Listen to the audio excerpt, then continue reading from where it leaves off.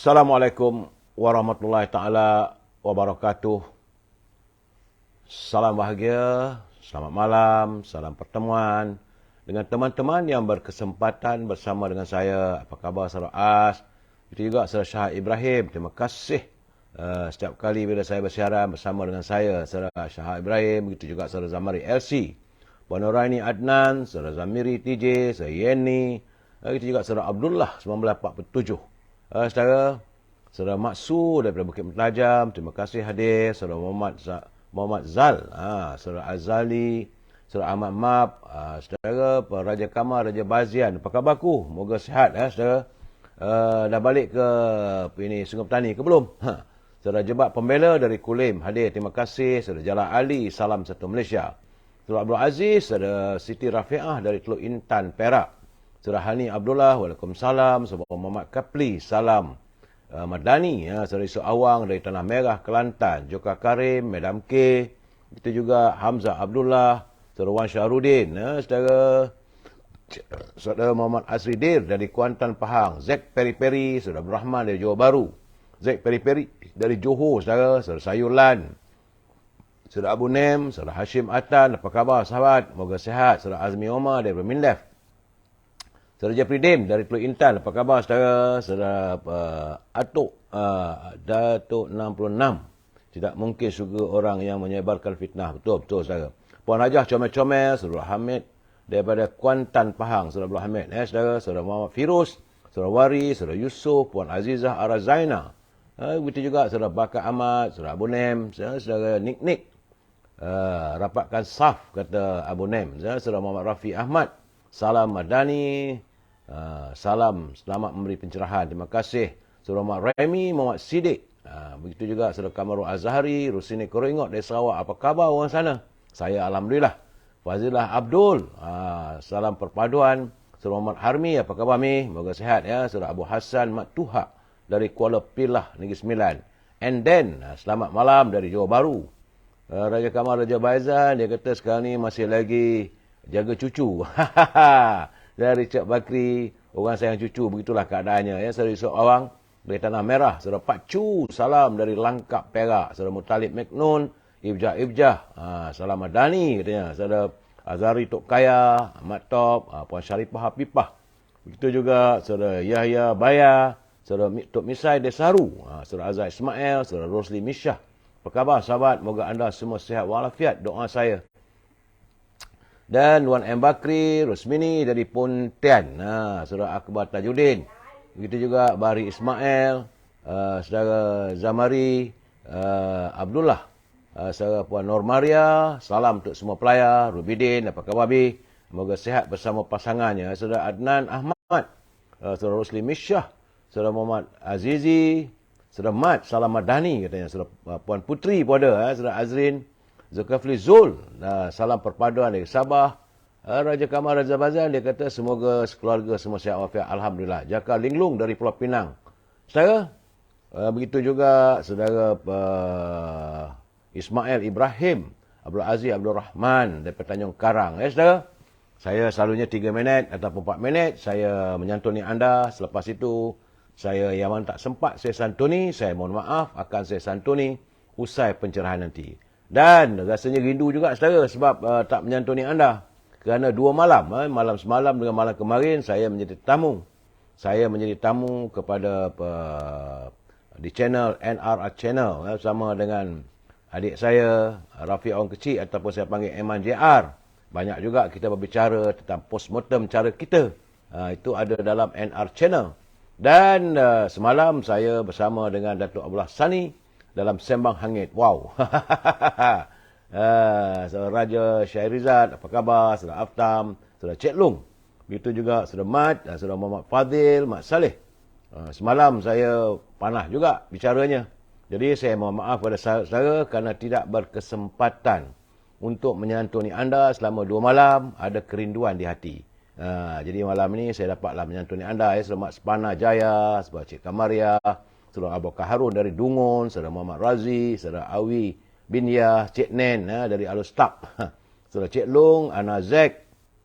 Begitu juga dengan saudara Muhammad Fadil Mat Saleh, saudara Tony, Best malam. Rasa tak puas sembang hangit. Itulah saudara belah sana ni dekat kapal tu memang power lah dia. Tapi saya tak mampulah untuk berbicara cara begitu. Cara saya lain saudara. Bagi saya harus menyantuni secara bagi saya secara madani lah saudara. Perlu dengan perhemah. Baik saudara. Hari ini adalah hari Jumaat saudara. Tanggal 25 Ogos. Dan merupakan hari yang ke-1256.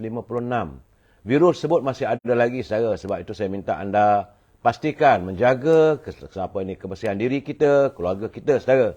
Siang tadi kita sama-sama solat Jumaat. Kita mendoa kepada Allah SWT. Memohon agar negara kita ini diberikan rahmah saudara. Dan dijauhkan daripada mara bahaya saudara. Saudara Izwan Saiful dia kata Datuk Abdullah Sani tu power kat kapal tu. Betul lah saudara. Saya tak berani nak bercakap segitu. Saudara Mei, salam dari Batang Kali. Kita juga saudara JH Rahman dari Tanjung Tualang. Dingin salju baru lepas hujan. Alhamdulillah kalau sejuk okeylah. Cik Pa Makno apa khabar? Saudara Cikgu Nur Ashiri, saudara Mat Sepana. Ya saudara, yang penting kita jagalah keluarga kita.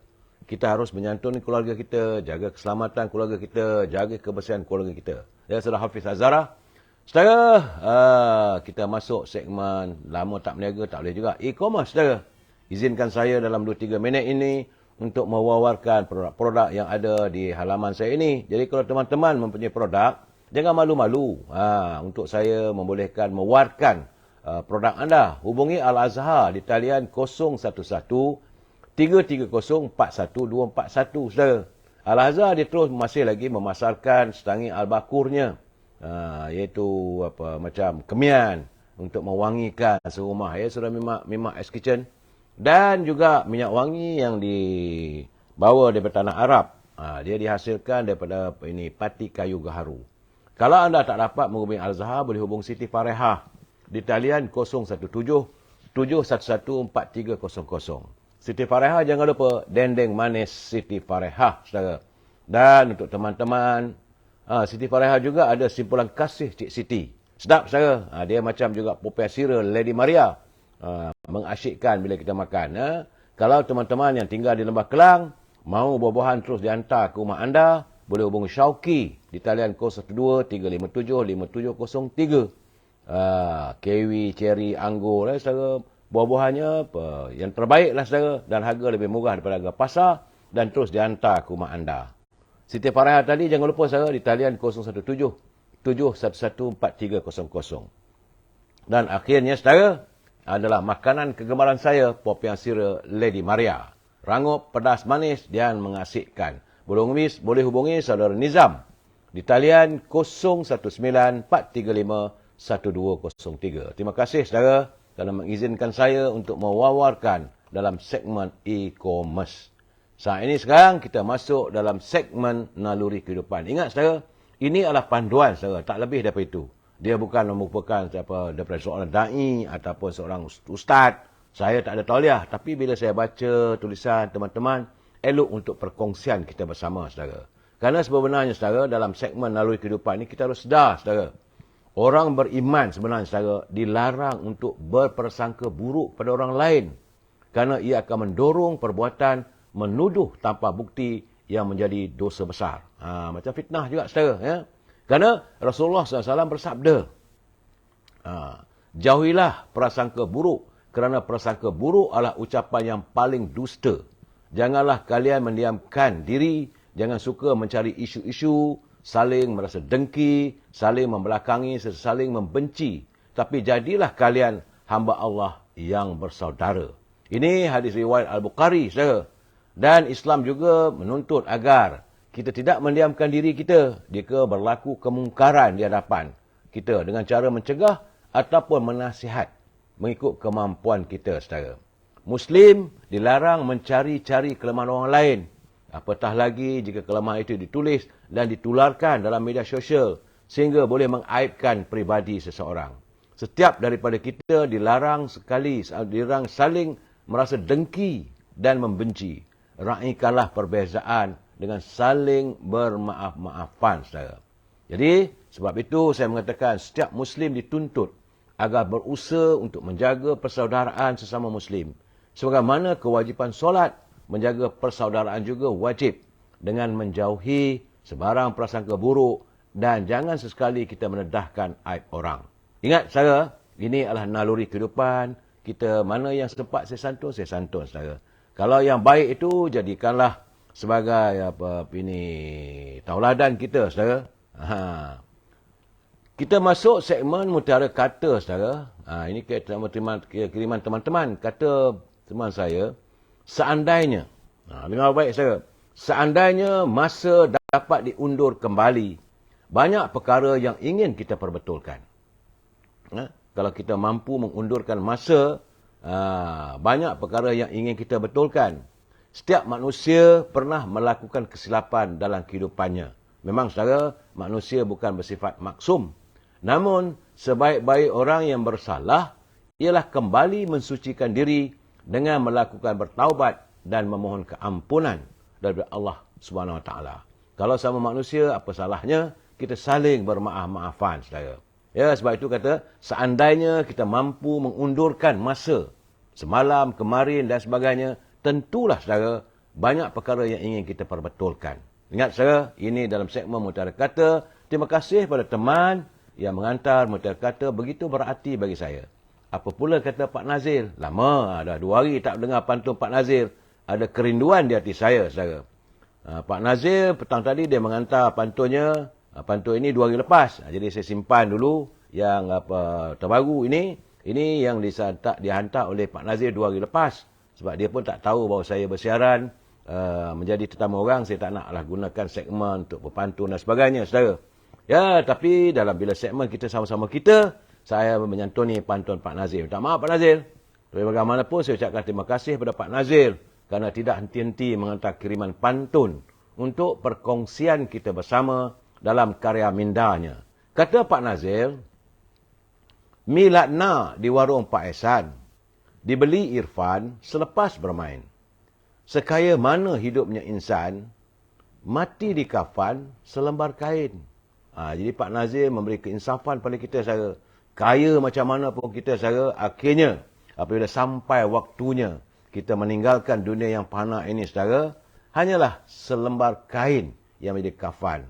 Jadi tak payahlah fikirkan sangat, nak berebut-rebut, nak cari harta dunia ini, saudara, berlomba-lomba sampai melakukan macam-macam tindakan yang seadanya, saudara. Selalu saya pesan kepada teman-teman, rezeki tidak pernah salah alamat dan rezeki itu adalah ketentuan daripada Allah. Tambah Pak Nazir lagi, saudara, tergagap-gagap hujah dibentang dalam debat di malam hari. Pribumi dianggap sebagai pendatang, begitulah akibat terlalu memberi. Kalau kita banyak sangat mengalah, memberi dan sebagainya, Pak Nazir mengingatkan kita. Akhirnya, kita pribumi pun dianggap macam pendatang. Saudara, semoga memberi keinsapan pada teman-teman ataupun mereka yang berada di anjung kuasa, saudara. Saya kepada pimpinan di anjung kuasa, saya tetap mengingatkan supaya janganlah berbelanja wang negara tanpa had, kerana jika wang negara dibelanjakan tanpa had, maka negara boleh muflis. Kita tunggu, saudara, 13 Oktober nanti adalah pembentangan bajet. Dan kita haraplah bajet itu benar-benar menyantuni tentang derita rakyat, saudara. Kepada teman-teman yang menyunting semula live saya ini dan dimasukkan dalam sebarang channel, saya tidak melarang anda, saya tidak menegah anda. Tetapi anda harus bertanggungjawab atas setiap suntingan yang anda lakukan. Kerana saya tak mampu untuk memantau setiap suntingan ataupun kemasukan anda dalam mana-mana channel. Ingat saya, ini adalah pencerahan politik yang matlamatnya sekadar memberi informasi supaya warga kita sentiasa berinformasi dalam segmen politik. Jangan lupa, saudara, like, share dan subscribe. Itu saja imbuhan yang saya minta daripada anda. Tak lebih daripada itu, saudara. Dan yang kirim sekuntum mawar merah tu, saya ucapkan jutaan terima kasih, saudara. Dan saudara, bila saya memberi pandangan, bila saya memberi pencerahan, saya mohonlah kita memegang pada prinsip. Kita mesti bersetuju untuk tidak bersetuju, saudara. Itu yang paling penting, saudara. Artinya, we must agree to disagree. Itu prinsip kita, saudara. Dan saya juga mengharapkan, kalau anda menghantar kiriman dan sebagainya, pastikan, saudara, anda menggunakan bahasa-bahasa yang ada adab dan tertibnya, saudara. Sebab kita adalah warga cinta damai, menyantungi semua aspek secara harmonis. Itu permintaan saya, saudara. Baik, saudara. Tinggal lagi 5 hari lagi, saudara, menjelang sambutan Hari Kemerdekaan. Izinkan saya mengingatkan anda tentang 5 prinsip rukun negara. Saya akan baca setiap hari sehinggalah menjelang kemerdekaan supaya mengingatkan kita. Kadang-kadang ada orang dia kata dia tahu tapi kadang-kadang dia lupa. Prinsip 5 rukun negara. Pertama, saudara, kepercayaan kepada Tuhan. Itu yang paling penting. Yang kedua, kesetiaan kepada raja dan negara. Ketiga, keluhuran perlembagaan. Keempat, kedaulatan undang-undang.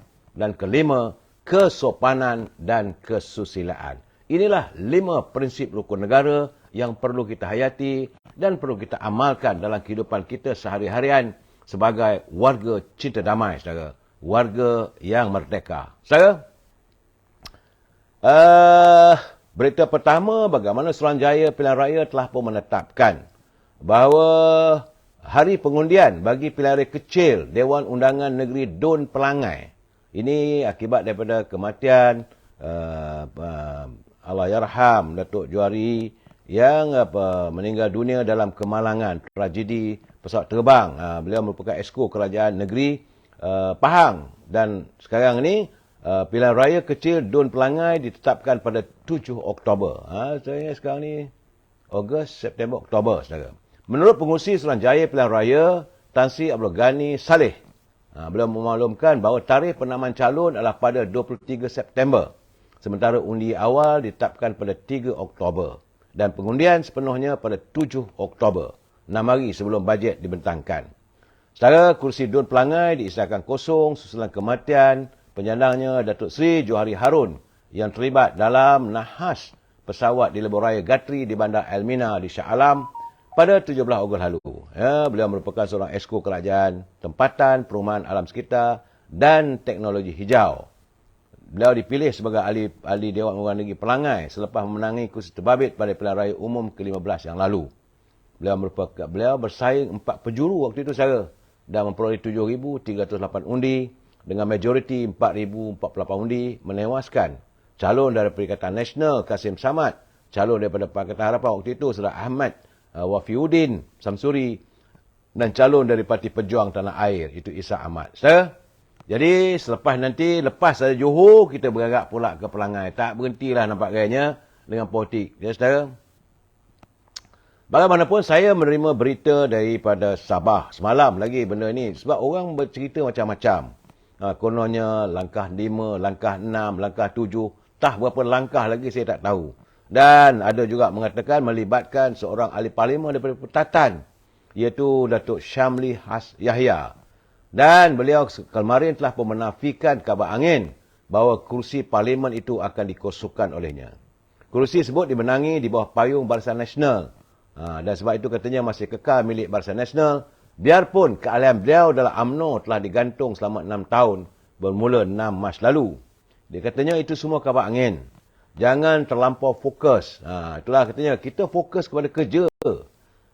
Ini apabila ada orang bertanya minta beliau mengulas mengenai kabar angin yang mengatakan beliau adalah salah seorang daripada 7 yang mahu mengusungkan parlimen, kursi parlimen. Tapi dia kata tidak.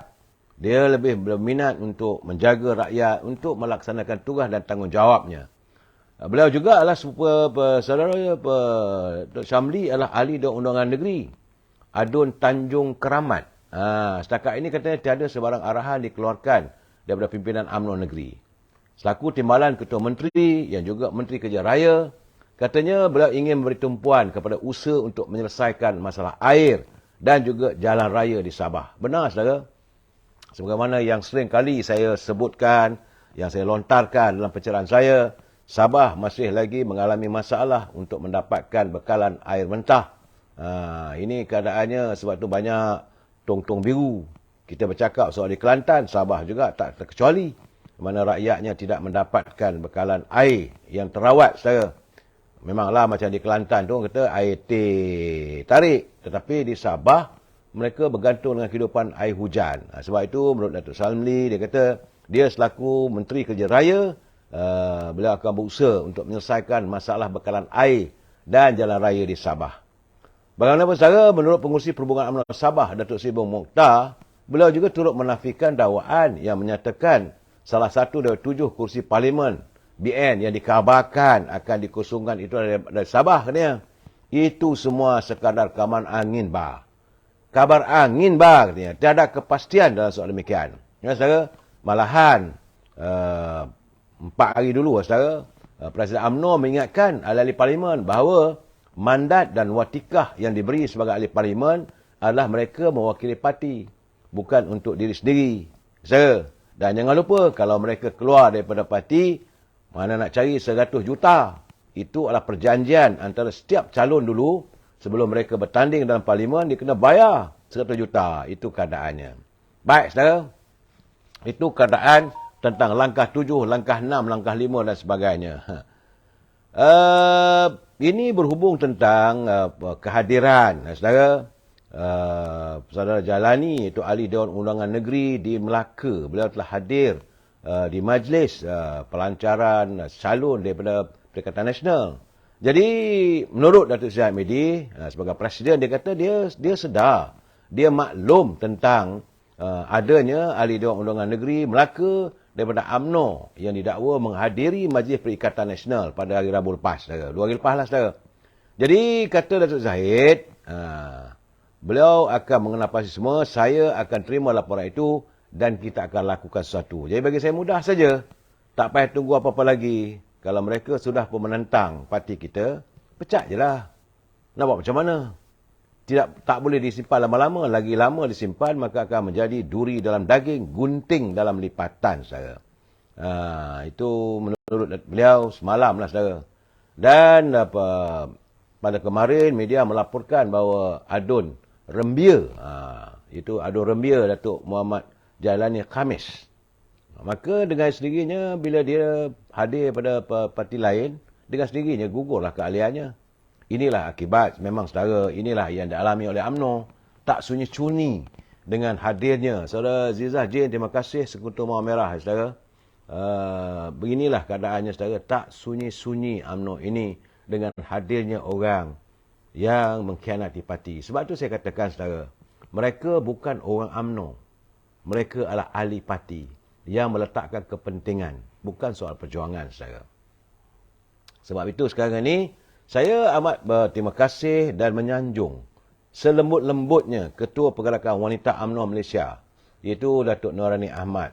Semalam saya mendengar ucapan beliau dalam pertemuan dengan seluruh ketua-ketua wanita UMNO daripada 190 bahagian di seluruh negara yang menzahirkan solidariti terhadap Datuk Seri Presiden. Memanglah, saudara, sebab wanita ini setianya pada parti memang sukar untuk digugat, saudara. Dan mereka merasakan banyak ucapan-ucapan yang saya dengar. Mereka melafazkan, mengatakan bahawa Presiden UMNO itu diibaratkan sebagai bapa. Tidak mungkin anak perempuan, wanita boleh mengkhianati bapanya. Memang, saudara, kalau saudara ada anak perempuan, memanglah anak perempuan ini lebih manja. Jadi, wanita tetap berdiri teguh di belakang kepimpinan Presiden dan tidak mahu kerusi Presiden itu diganggu-gugat. Itu merupakan institusi UMNO, saudara. Sebab itu, menurut Datuk Noraini, UMNO perlu melakukan suatu tindakan radikal ataupun luar biasa bagi memulihkan kembali imej parti itu di mata rakyat. Dan cadangannya untuk, kerana mereka kata nak tukar Presiden itu tak mungkin boleh berlaku. Selaku Ketua Wanita, Datuk Seri Dr. Noraini Ahmad berkata, dengan menunjuk jari kepada mana-mana pihak disebabkan prestasi semasa UMNO dalam pilihan raya juga tidak membawa apa-apa kebaikan. Kata dia, parti ini perlu dijenamakan semula. Imejnya perlu diperkasakan, nilainya dan persepsi negatif ini perlulah dikikis segera. Kita sedar, kata Datuk Noraini, musuh tidak mahu melihat UMNO bangkit. Sebab itu menyebabkan setiap ruang dan peluang digunakan untuk menjatuhkan Presiden serta institusi ini. Dalam masa yang sama, kegagalan menangani persepsi negatif menyebabkan kita berada pada tahap sokongan yang terendah ketika ini. Itu kata beliau dalam himpunan Solidariti Wanita UMNO bersama Presiden. Sebab pilihan raya 12 Ogos yang lalu, menyaksikan kekalahan UMNO, agak teruk, saudara. Yang selalu kata tergolek dok di Terengganu. 32-0. Saudara, 33-2 di Kelantan, saudara. Malahan daripada 108 kerusi yang diberi oleh dalam Pakatan Harapan, kita UMNO Barisan Nasional cuma menang 19 kerusi saja, saudara. Sebab itu, menurut Datuk Noraini, cubaan untuk merosakkan institusi itu bukan perkara baru, malah telah bermula sejak penubuhan parti itu lagi. Tak pelik katanya, apabila Presiden kita dikecam begitu hebat sekarang. Jadi perlu diingat, beliau merupakan Presiden UMNO pertama yang tidak menguasai pentadbiran kerajaan sewaktu dilantik memegang jawatan sebagai Presiden Parti. Itu jelas Ketua Wanita dan wanita UMNO sedar benda itu. Baik, saudara. Itu berhubung tentang kedudukan Presiden yang wanita beri teguh. Dan hari ini juga, saudara, tadi selepas solat Jumaat di bangunan Datuk On, pekarangan di hadapan dekat foyer tu, depan tu, saudara, maka lebih kurang 30 NGO, 30 pertubuhan-pertubuhan bukan kerajaan. Mereka menzahirkan sokongan. Mereka bukan ahli UMNO, saudara. Mereka adalah pimpinan NGO, iaitu pimpinan pertubuhan bukan kerajaan, yang menuntut agar janganlah lagi diwujudkan persepsi yang bukan-bukan. Sebab itu menurut Datuk Saudara Syahuddin Embun, beliau melaku penganjur, dia kata dalam waktu terdekat, mungkin pada 30 bulan nanti, dia akan mengumpulkan seramai lagi untuk NGO seluruh negara untuk menzahirkan keteguhan mereka berdiri teguh di belakang Presiden UMNO. Begitu keadaan, saudara. Cuma kita tak tahu lagi macam mana puteri dengan wanita. Mungkinlah saya rasa dalam waktu terdekat. Tapi sekarang ni, saudara, musim sekarang ni semua berkumpul di Johor.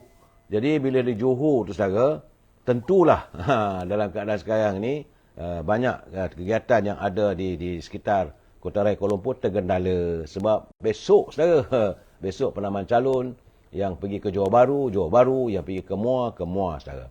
Cuma, saudara, bila kita bercakap soal pertandingan, soal pilihan raya, cuma saya nampaknya sekarang ni, isu lompat parti ni masih lagi didengungkan. Itu yang saya rasa kadang-kadang kena ajar ni. That's why saya bagi tahu. Sebab itu saya tak malam minta agar Yang Amat Berhormat Datuk Seri Anwar Ibrahim, kalau dia mengatakan bahawa ada bukti dan sebagainya, laksanakanlah. Tak ada perlu lagi kita memberi ruang kepada orang yang sentiasa melihat kalau boleh mau menjatuhkan pimpinan kerajaan. Saya rasa tak perlu lagi lah untuk kita bersikap apologetik. Kalau terbukti mereka ada kesalahan, terus sajalah. Kalau tidak, ini tak selesai lagi. Sampai bila kita nak melihat pimpinan negara menyantuni ekonomi, menyantuni kehidupan rakyat. Kalau asyik berpolitik tak henti-henti. Lepas langkah Sheraton, langkah itu, langkah ini, berapa langkah nak bawa? Saudara, ini sekarang langkah 7 dan sebagainya. Sebab saudara, kalau berlaku lompat parti sebagainya, berapa pula kos yang akan ditanggung? Ratusan juta wang rakyat akan digunakan untuk mewujudkan satu pilihan raya kecil lagi. Kadang-kadang begini, kadang mereka tak fikir. Mereka hanya memikirkan soal diri mereka, soal tambolok mereka saja. Rakyat tidak mau disantuni. Seandainya, katalah, tapi saya rasa saya faham. Dan saya dipahamkan oleh Datuk Seri Zahid Hamidi, dia kata tak ada. Tapi kalau benarlah ada niat mereka, yang 7 orang nak melompat, saudara.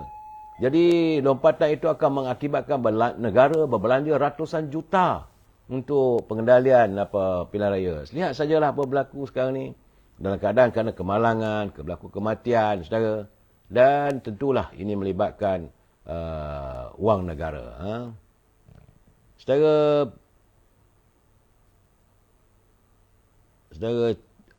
Cik Lee, dia kata masalahnya Perdana Menteri sudah keliru, tak ada hala tuju. Saya tak tahulah dalam keadaan begitu, itu penilaian anda. Tapi saya minta agar Yang Amat Perdana Menteri dalam kerajaan pimpinannya bertegaslah pada pelaku-pelaku yang terlibat dalam kegiatan rasuah dan sebagainya, saudara. Sebab saya melihat, saudara, bahawa kita nak bertanya lah bagaimana tentang isu, sekarang ingat tak silap saya bulan berapa tadi. Ada laporan daripada The Corporate Secret. The Corporate Secret ni ada laporan yang mendedahkan bagaimana seorang ahli Dewan Undangan Negeri, dia dah menang dah pun, saudara, dari Negeri Selangor. Beliau dikatakan telah pun membuat perakuan bagaimana beliau merupakan bekas pegawai kepada seorang mantan menteri terlibat dengan skandal rasuah dalam pembelian helikopter MD-530G bernilai 321.9 juta yang hampir gagal dibekalkan kepada Kementerian Pertahanan dan Kerajaan Malaysia. Jadi katanya lebih separuh dana projek itu lesap. Dan sudah dibayar pada orang tertentu. Jadi keadaan begini sepatutnya lah.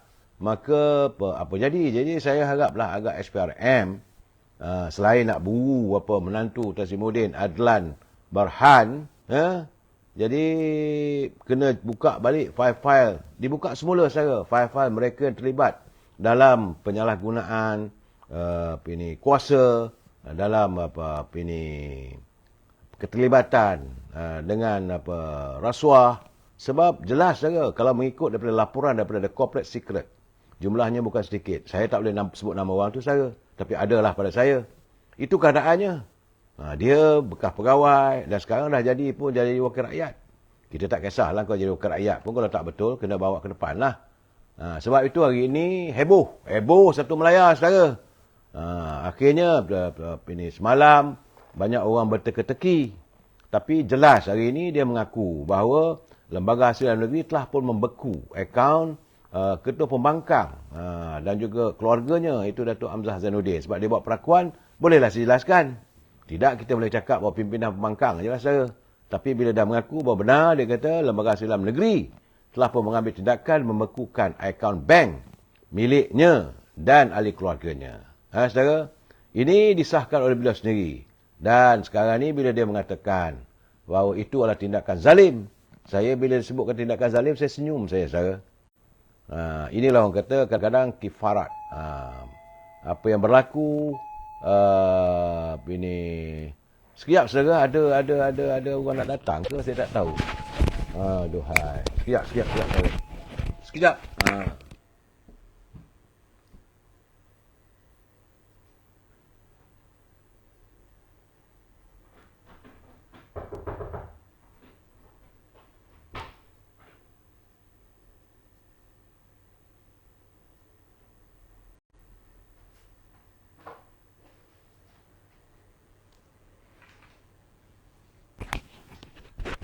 Minta maaf saudara, dalam tua-tua begini saya selalu bocor nampak ke. Saudara Mak Sepana. Saya dalam tua-tua begini semalam pun saya tengah-tengah bagi pencerahan bocor. Apa nak buat saudara, usia sekarang ni. Kadang-kadang begitu terpaksalah, tergeti-geti, jangan marah saudara. Sebab tu saya mohon izin saudara.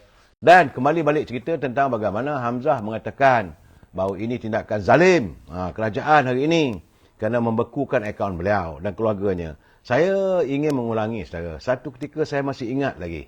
Peristiwanya masa itu UMNO berhadapan dengan langkah ada usaha untuk pembubaran Dewan Undangan Negeri Sabah. Masa itu Parlimen sedang bersidang saudara. Saya sedang makan dalam bilik backbencher club di Parlimen saudara. Kemudian saya digamit oleh Yang Amat Berhormat Presiden UMNO Datuk Zahid waktu itu. So kami pun duduk sebelah sambil saya minum kopi, dia makan, dia kata, "Mal," dia kata, "I just want to tell you lah." Dia kata soal semua akaun saya dibekukan. Anak-anak saya punya akaun, semua keluarga saya semua dibekukan. Harta-harta saya semua disita. Saya kata, "Buat macam mana bang?" Dia kata, "Dah gitu keadaannya." Tetapi dia kata yang paling menyedihkan, dia kata, apa dia kata, saya punya akaun, iaitu akaun allowance wakil rakyat.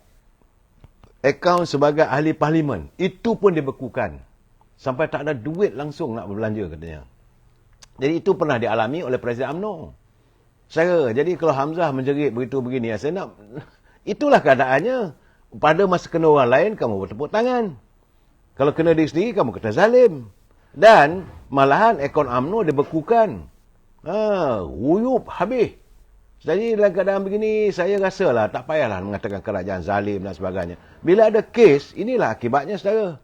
Jadi sebab katanya, ini pembekuan dia punya akaun, dia kena ada sangkutan. Katanya dengan siasatan berterusan Suruhanjaya Pencegah Rasuah terhadap beliau. Itu keadaannya saudara. Jadi sebelum itu, The Star pun memetik sumber tersebut. Jadi bagaimanapun lembaga hasil dalam negeri, mereka tak mau mengulas. Mereka hanya melaksanakan tugas dan tanggungjawab apa yang perlu dilakukan.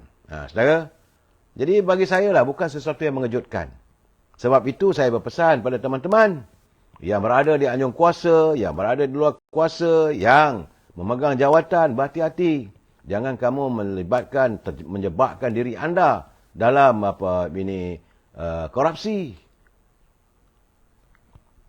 Rusa selalu yang lupa pada perangkap. Perangkap tidak pernah lupa pada rusa, saudara. Dan begitu juga hari ini dan semalam heboh pula, saudara. Bagaimana kes seorang pengarah, iaitu syarikat Hydri Shopee. HYDRS Shopee, Sdn Bhd. Dia telah memohon di Mahkamah Seksyen untuk membatalkan tuduhan melibatkan rasuah 75 juta yang katanya mahu diberikan atau untuk faedah seorang mantan menteri. Jadi akhirnya perbicaraan semalam, maka Mahkamah Seksyen menolak. Itu keadaan saudara. Jadi jangan lupa saudara. Ini kes ini bukan kes kecil, kes besar saudara. Sebab ini melibatkan pembelian pengambil alihan, pengurusan dan pentadbiran konsesi Menara Kuala Lumpur. Ini yang katanya sampai 15 tahun. Setiap tahun dapat 500,000, apa tak silap saya lah. Jadi bagaimana ini melibatkan mantan menteri. Jadi keadaan sekarang bersiap sedialah anda apabila Mahkamah Seksyen menolak usaha pengarah tersebut, kerana Mahkamah tak boleh menafikan tentang tindakan tersebut kerana adanya prima facie. Jadi pengarah Hydro Shopee dikatakan menawar rasuah sebanyak 500,000, betul, selama 5 tahun kepada seorang menteri. Sama-samalah kita tunggu, saudara. Itu keadaannya. Dan selama 2 hari, saudara, 2 hari saya tidak dapat bersama dengan anda. Sebenarnya 2 hari itulah juga kita melihat laporan berhubung tentang perbicaraan yang amat berhormat Datuk Seri Hamidi dalam dalam tuduhan kononnya ada penyalahgunaan kuasa dalam Yayasan Akal Budi. Tapi selepas kita dengar saksi daripada Encik Marlin, kemudian saksi Haji Atan bin Sampul, saudara, kemudian Haji Mokhtar bin Tukul, saudara, kesemua saksi-saksi yang dihadapkan ke mahkamah semua menyatakan bahawa Yayasan Akal Budi semua pun telah melaksanakan amal jariahnya, membina masjid, membina surau untuk anak yatim. Tak ada satu pun yang menafikan. Saudara, antara projek dilaksanakan, ini atas permintaan Presiden UMNO sendiri. Dia kata jangan cerita dengan orang. Wang itu datang daripada Yayasan Akal Budi katanya. Antaranya Sekolah Surau Menengah Kebangsaan Seri Muara Surau Parit 7 di Sungai Sumon. Melibatkan wang sejumlah 270,000. Masjid Al-Qura Bagan Datuk 450,000. Saudara, Rumah Anak Yatim Hamidiah 1.14 juta, saudara. Masjid Seri Perkasa 600,000. Rumah Fakir Miskin dan Golongan Tidak Berkemampuan 100,000. Dan banyak lagi pembinaan masjid, surau, mahat tafiz, jambatan untuk penduduk. Banyak, saudara. Termasuklah di luar negeri. Dan saya dipahamkan, mungkin, saudara, kalaulah mahkamah mengizinkan, akan ada perbicaraan ataupun memohon saksi masjid di Australia dan juga di Korea katanya. Tapi benda itu belum sahih lagi, saya tak boleh ulaskan. Tetapi kabarnya, saudara, bagaimana masjid di negara tersebut asalnya merupakan tempat ibadah agama lain dan dia dibeli oleh Datuk Zaid untuk dijadikan, ditransform pada masjid. Tunggulah nanti perbicaraan, saudara. Bagaimana Haji Atan juga mengesahkan kepada mahkamah bahawa kos pembinaan masjid ditampung sepenuhnya oleh Datuk Zahid. Dan masjid tersebut katanya dirasmikan oleh Duli Yang Teramat Mulia Raja Nazrin. Ini masjid di Hutan Melentang, saudara. Pengurusi Masjid Seri Perkasa di Kampung Seri Perkasa.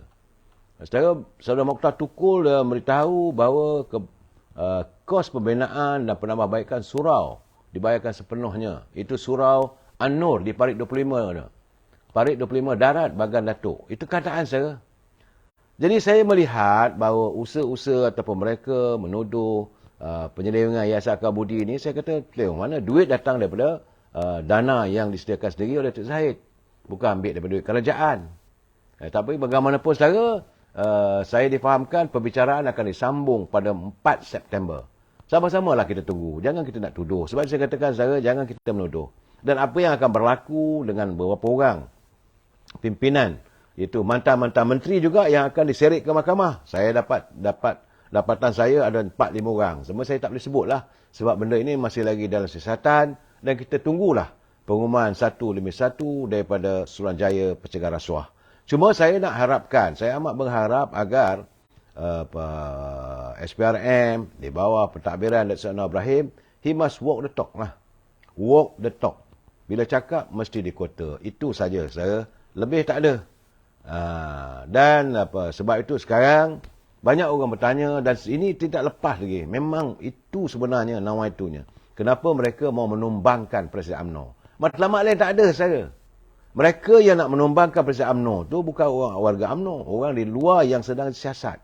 Kerana mereka adalah orang-orang yang korup. Yang merasakan kalaulah Presiden UMNO bukan daripada Datuk Seri Zahid Hamidi, maka mudah untuk menumbangkan pimpinan Datuk Seri Anwar Ibrahim yang sedang berjuang untuk membebaskan negara kita ini daripada budaya korupsi. Itu keadaan sebenar saya. Tak payah cakap lebih lah. Sebab malam saya bercakap. Baik saudara, kita masuk tentang pilihan raya kecil di Pulai dan Simpang Renggam.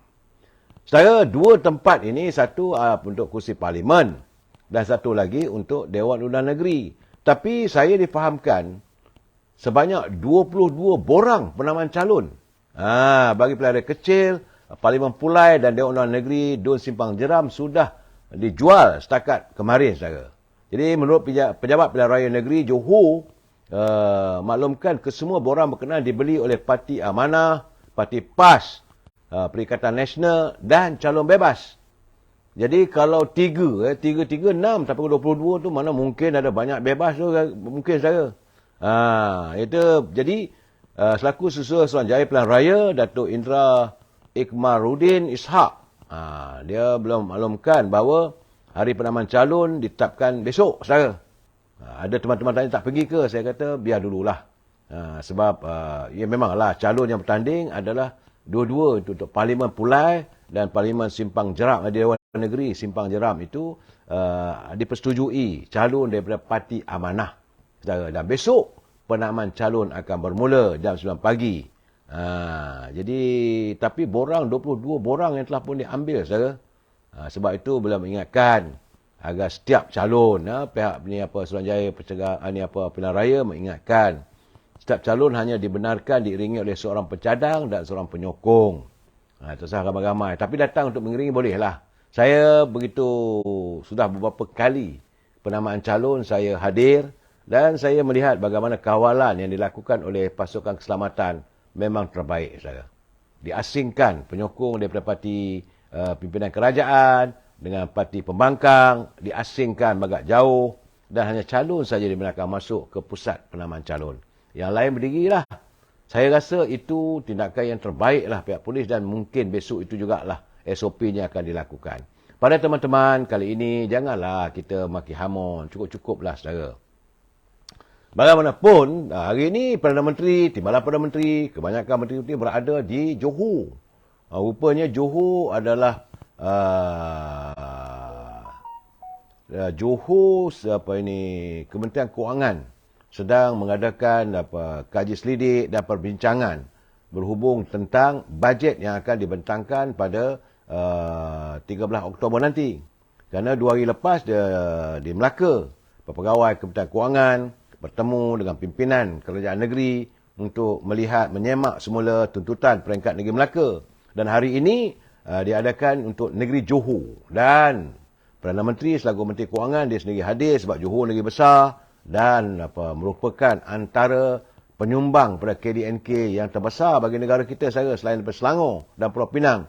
Johor juga mempunyai sumbangan besar, jadi perlu mendengar apa yang diharapkan oleh kerajaan negeri Johor supaya Yang Amat Berhormat Perdana Menteri selaku Menteri Kewangan mempertimbangkan permintaan Johor, saudara. Dan sebab itu beliau hadir untuk membincangkan tentang bajet untuk negeri Johor. Bagaimanapun dalam kesempatan itu, Datuk Seri Anwar Ibrahim menyatakan, dia kata kalau boleh untuk kali ini, sepanjang musim pilihan raya, beliau tidak mahu melihat adanya sebarang bantuan kerajaan menggunakan lambang parti politik. Ini macam sama kita lihatlah itu yang heboh, yang Ketua Pemuda lontarkan, bagaimana pimpinan DAP menggunakan lambang parti itu pada mock check untuk pemberian dana dan sebagainya. Tapi kali ini Datuk Seri Anwar Ibrahim mengatakan tak boleh.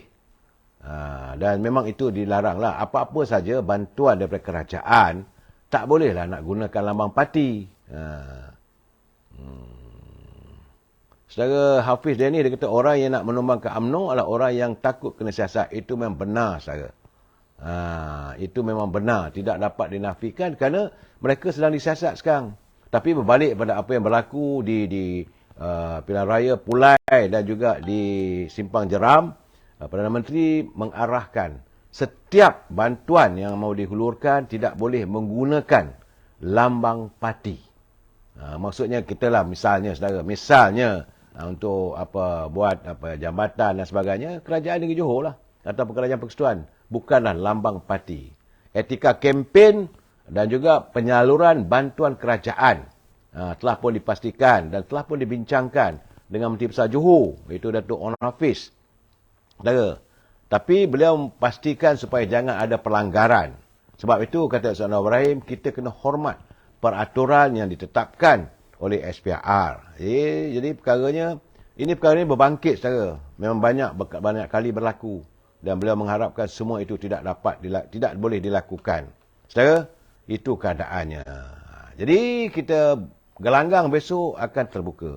Dan sebab itu Datuk Anwar Ibrahim beliau menzahirkan bahawa kerunsingannya bahawa kebanyakan mereka yang berkempen, kita nak menambah baikkan ekonomi negara, tapi bagaimanakah ekonomi negara ini dapat disantuni kalau pemimpin-pemimpin pembangkang masih berterusan melontarkan isu perkauman dan sebagainya.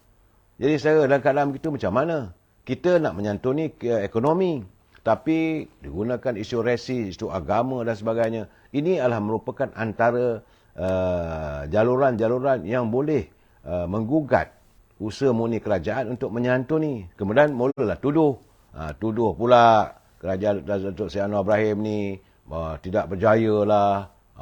Jadi sebab itu dia kata biarlah ketenangan itu agar pimpinan kerajaan dapat menangani masalah-masalah yang sedang dihadapi. Kita sekarang ni sedang dalam proses untuk memperbaiki ekonomi. Dan tumpuan Datuk Seri Anwar Ibrahim bukan untuk projek-projek mega, saudara. Tumpuannya saya yakin sebab katanya bahawa dalam bajet akan datang, tadi pun dia baru menyatakan tumpuan bajet untuk tahun ini pada 13 Oktober nanti adalah untuk menangani derita rakyat, untuk menangani kemiskinan, bukan soal projek mega buat bangunan 5-60 tingkat, tak ada. Beliau lebih senang begitu. Walaupun adanya pelabur-pelabur dari luar. Saya agak terkesima juga bila mendengar kenyataan Tengku Zafrul bahawa beliau secara jelas menyatakan pelabur-pelabur daripada Amerika akan masuk dengan 100 bilion dolar Amerika nilai pelaburan ke negara kita. Getihnya kalau pertukaran 4.65, getihnya 465 bilion pelaburan akan masuk ke negara kita ini. Saya jangkakan mungkin dalam musim-musim pilihan raya ini, kalau pelaburan masuk, maka banyaklah perusahaan-perusahaan akan dibangunkan dan tentulah memberi peluang pekerjaan. Saudara Muhammad Nizam, dia kata yang nak UMNO ni biarkanlah, kata lebih mudah untuk disasat juga. Betul, saudara. Puan Salmiah Ahmad yang nak tumbangkan kerajaan orang yang juta-juta. Tapi mereka, betul, saya setuju. Akhirnya rakyat yang hidup melarat. Kita nak menyantuni kehidupan rakyat. Saudara Tazan, 90% orang Melayu tolak presiden. Kenapa? Saya nak tanya satu saja. Tolak kenapa? Mesti sebab. Jangan hanya kerana kebencian yang berdasarkan kerana tak suka, benci. Mesti sebab. Saya selalu bercakap, saudara, dalam keadaan apa keadaan pun, kalau kita rasa, sebab itu saya suka juga dengar lagu Jangan Ada Benci di Hatimu. Kenapa harus kita membenci? Aizul Abdul Hamid, pelabur luar negara bersama kerajaan perpaduan. Betul, saudara. Dan pimpinan, pemimpin Datuk Seri Anwar Ibrahim. Dan soal sekarang, kenapa harus benci? Apakah mereka benci Datuk Zahid ini kerana beliau pertama-tama sekali menyelamatkan UMNO. Tidak bersetuju dengan cadangan Datuk Mahathir untuk UMNO diharamkan. Takkan boleh nak bercakap berkali-kali, saudara. Tiap hari kita akan bercakap. Tak perlu pun. Yang kedua, kalau mereka menuduh beliau sebagai pemimpin korup, apa yang dikorupnya? Dan hari semalam, kemarin, perbicaraan telah berjalan. Kita dapat lihat. Tidak ada satu sen pun wang yang disakau olehnya. Malahan kebanyakan wang dalam Yayasan Akabudi itu adalah sumbangan beliau. Selain daripada yayasan itu, wang peribadi dia sendiri untuk pembangunan, masjid, surau, tahfiz dan sebagainya. Jadi kita nak benci. Kenapa? Ini yang saya hairan. Kemudian kalaulah ada buktinya dia sakau duit, itu lain. Ini saya sempat bertanya dengan beliau. Saya kata, mana abang dapat duit banyak-banyak ni? Dia kata, dulu dia terlibat dalam pelaburan saham. Memang pun saudara, pelaburan saham dulu, sekitar tahun 90, sebelum menghudum pelaburan saham dulu, memang masuk hari ni, besok. Malahan kalau saudara dengar kenyataan Tun Daim sekitar tahun 1992, 93, 94. Dia seminggu saja 5-6 juta dia boleh dapat duit. Untuk seminggu itu dia kata duit kopi dia saja dari pasaran saham. Tapi pada tahun 97, 98 saham menghudum. Cuma dia, Datuk Zahid ni, dia orang yang jimat. Wang itu dia masukkan dalam yayasan. Saudara, dia cerita satu persatu. Wang itu datang daripada mana. Bukan apa sakau dari projek kerajaan. Itu gambarannya tiba-tiba anda menzahirkan kebencian. Kenapa? Saya bukan saya nak memuji beliau, tidak. Saya bagi tahu pada anda, kalau salah, kita kena perbetulkan. Tak suka tengok muka wajah dia begitu. Okeylah nak buat macam mana kalau wajahnya sebegitu. Wajah saya begini. Anda tak suka tengok wajah saya. Apakah anda suka kalau wajah saya macam Dev Anand ataupun wajah saya macam Amitabh Bachchan? Lainlah saudara. Kita tak boleh buat. Tapi kalau kita merasa benci, jangan ada benci di hatimu. Tak baik.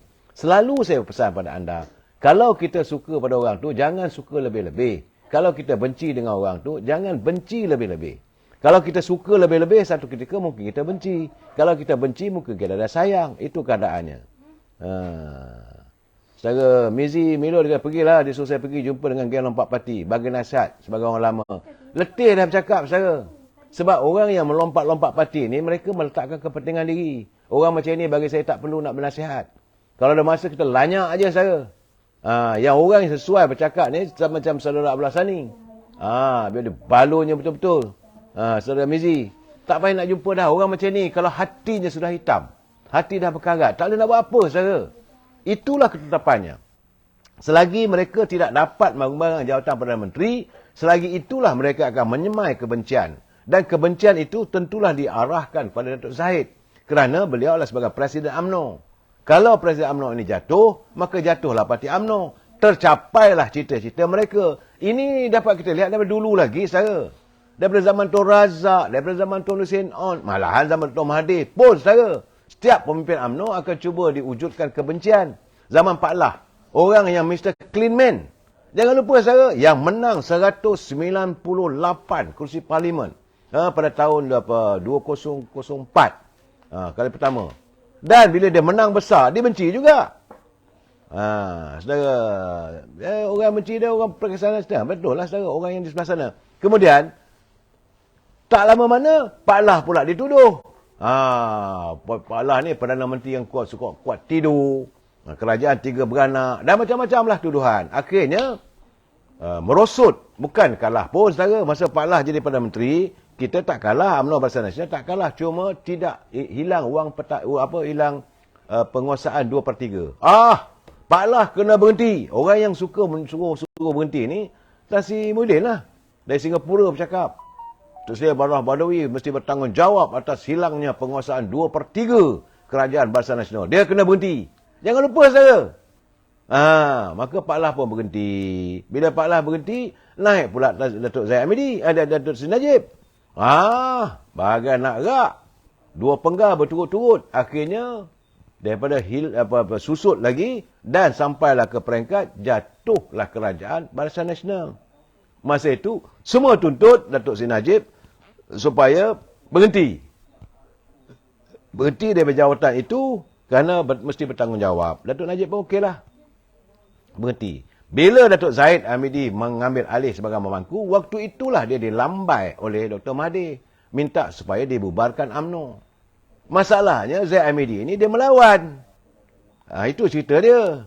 Kalau kamu tak ikut cakap aku akan charge kamu. Zahid Hamidi kata, kalau you rasa saya ada kes, charge lah.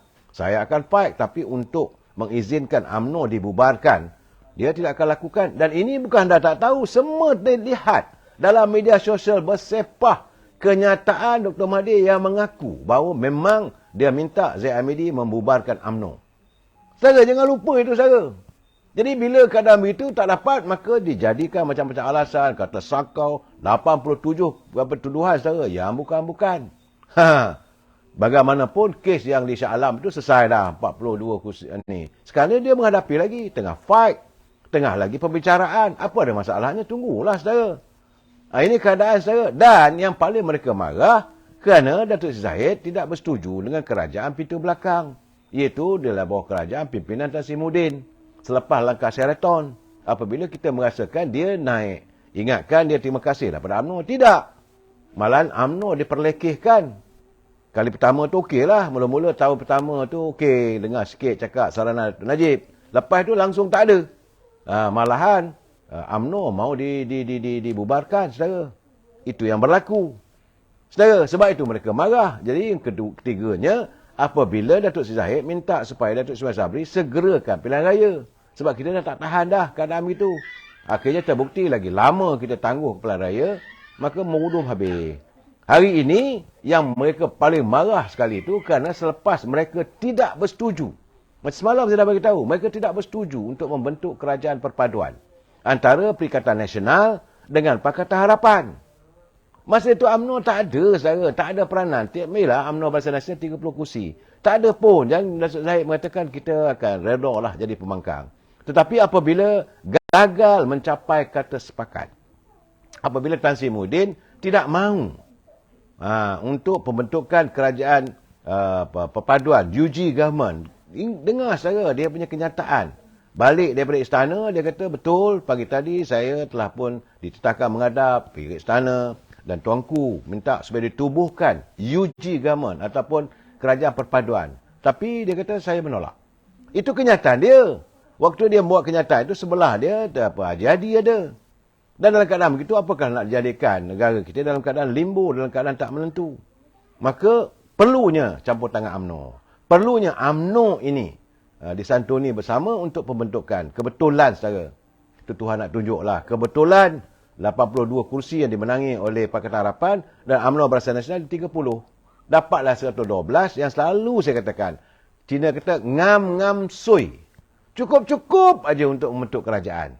Kalaulah waktu itu, saudara, berlaku kematian di Pulai, tak boleh bentuk. Kerana waktu itu 82 campur 30, 112. Kalau satu meninggal, tinggal 111. Tetapi setelah dibentuk kerajaan, maka hadir pula teman-teman daripada Sabah dan Sarawak yang bersetuju untuk membentuk kerajaan perpaduan. Hari ini kukuhlah. Sebab itu puncanya datang daripada UMNO. Mereka benci. Itu keadaan saya. Dan kita pula turut terheret untuk membenci. Itu keadaan saya. Itu keadaannya. Kita terheret untuk membenci kerana terpengaruh dengan cakap-cakap mereka. Kata-katanya apa? Ponorogo lah, penyamun, penyangak. Buktikanlah. Sekarang ini perbicaraan sedang berjalan. Kita tunggu, saudara. Banyak lagi saksi-saksi akan dipanggil. Tunggulah, saudara. Saya tak mau lebih. Saudara maksud sejarah paling buruk Malaysia ketika Muhyiddin jadi Perdana Menteri. Dikurung rakyat. Ramai yang muflis. Ramai yang bunuh diri. Itu tak boleh siapa nafikan. Tapi yang saya hairankan, kenapa kita boleh terpengaruh?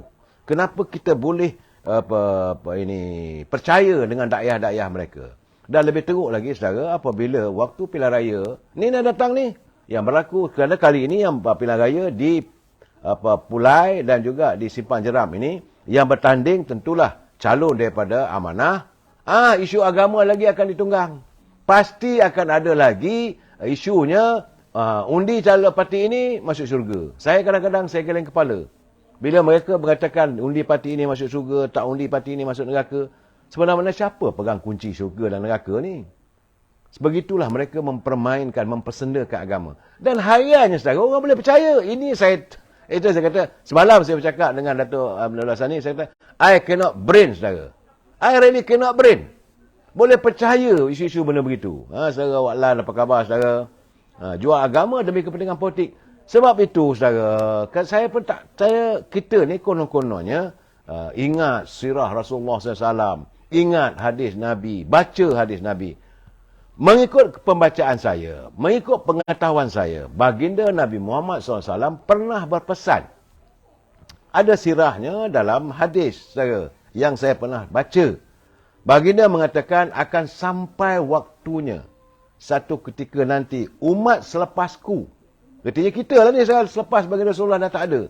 Akan sampai waktunya umat selepasku mereka akan menjajakan agama, menjajakan Al-Quran untuk kekayaan mereka sendiri. Ini yang sedang berlaku sekarang, saudara. Tapi kita baca sirah, baca hadis tapi tak percaya pula. Percaya dengan cakap-cakap dia orang. Ya, saya haraplah, saudara.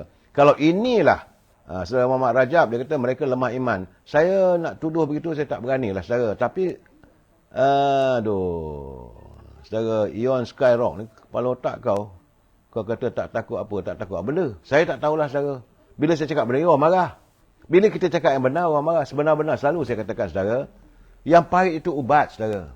Memang siapa suka pahit, orang nak suka manis, yang puji-pujian. Itu keadaan, saudara.